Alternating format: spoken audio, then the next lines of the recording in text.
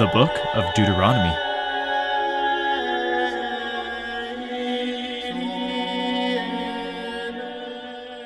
There aren't many killings in Deuteronomy.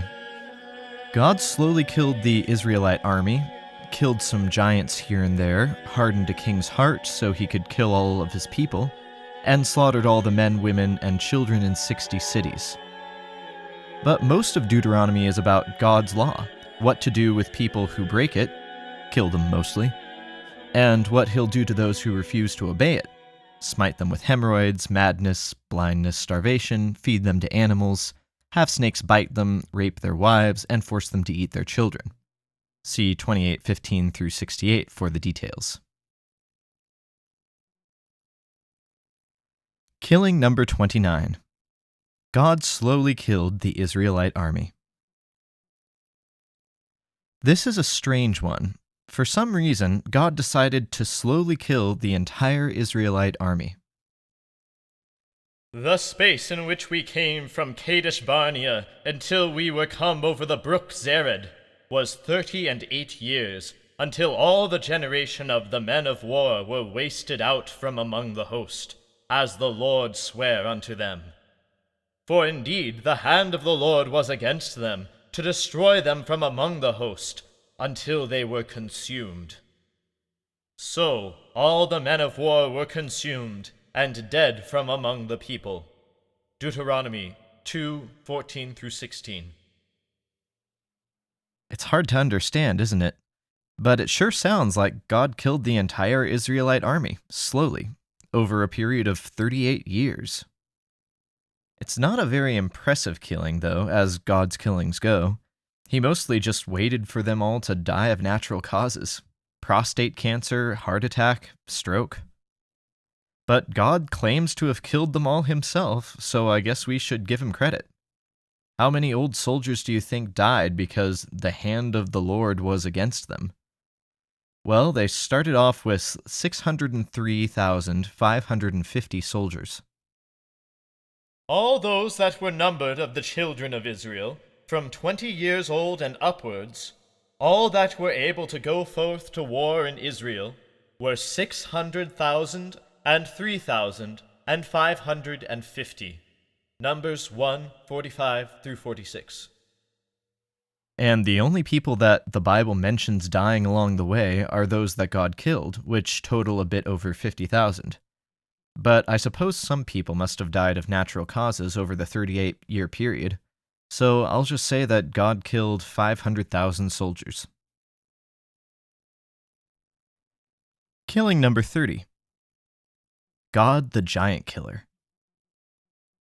After God kills off the old soldiers in his early retirement program, and before the new youthful army begins to kill again for him, he brags a bit about some of his past killings.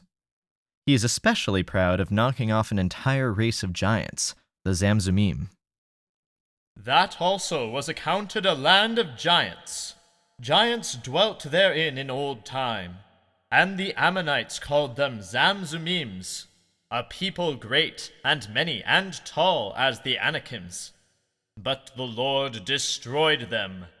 Deuteronomy 2:20 through 21. There were a few other groups that God also killed that I don't think I've accounted for yet: the Horim, Avim, and the Caphtorim. As he did to the children of Esau, which dwelt in Zair, when he destroyed the Horims from before them, and they succeeded them, and dwelt in their stead even unto this day. And the Avims which dwelt in Hazarim, even unto Azar, the Caphtorims, which came forth out of Caphtor, destroyed them, and dwelt in their stead. 2:22 through 23.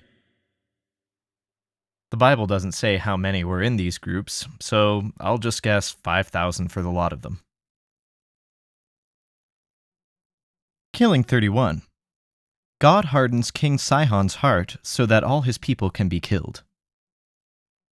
After God killed off all the old soldiers, and at least most of the giants, it was time to get what was left of the Israelite army moving again. Rise ye up, take your journey, and pass over the river Arnon. Behold, I have given into thine hand Sihon the Amorite, king of Heshbon, and his land. Begin to possess it, and contend with him in battle. Deuteronomy 2:24. God tells them to terrorize the current occupants of the land they are about to steal. The entire world will fear, tremble, and anguish at the very thought of them. This day will I begin to put the dread of thee and the fear of thee upon the nations that are under the whole heaven, who shall hear report of thee, and shall tremble, and be in anguish because of thee. 2:25. The Israelites begin by lying about their true intentions. They send messengers to King Sihon asking to pass through his land, promising to pay for food and water along the way. I sent messengers unto Sihon king of Heshbon, with words of peace, saying, Let me pass through thy land. I will go along by the highway. I will neither turn unto the right hand, nor to the left. Thou shalt sell me meat for money, that I may eat, and give me water for money, that I may drink. Only I will pass through on my feet. 2:26-28. But then God runs into a bit of a problem. What if King Sihon agrees to let the Israelites pass through his land? Then the Israelites wouldn't get to kill all his people. So God has a brilliant idea. He'll harden King Sihon's heart so he won't let them pass. It worked so well with the Pharaoh, killing 11, that God thought he'd try it again here. But Sihon king of Heshbon would not let us pass by him. For the Lord thy God hardened his spirit, and made his heart obstinate, that he might deliver him into thy hand. 2:30. And God's plan worked perfectly. After God hardened King Sihon's heart, he refused to let the Israelites pass and fought to protect his land, which gave God and the Israelites the excuse they needed to kill the king along with every man, woman, and child in every city in the kingdom.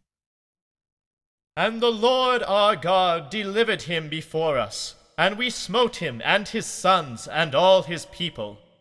And we took all his cities at that time, and utterly destroyed the men, and the women, and the little ones of every city. We left none to remain. There was not one city too strong for us. The Lord our God delivered all unto us. 2:33-36. Sometimes God has to harden a heart in order to kill thousands of people.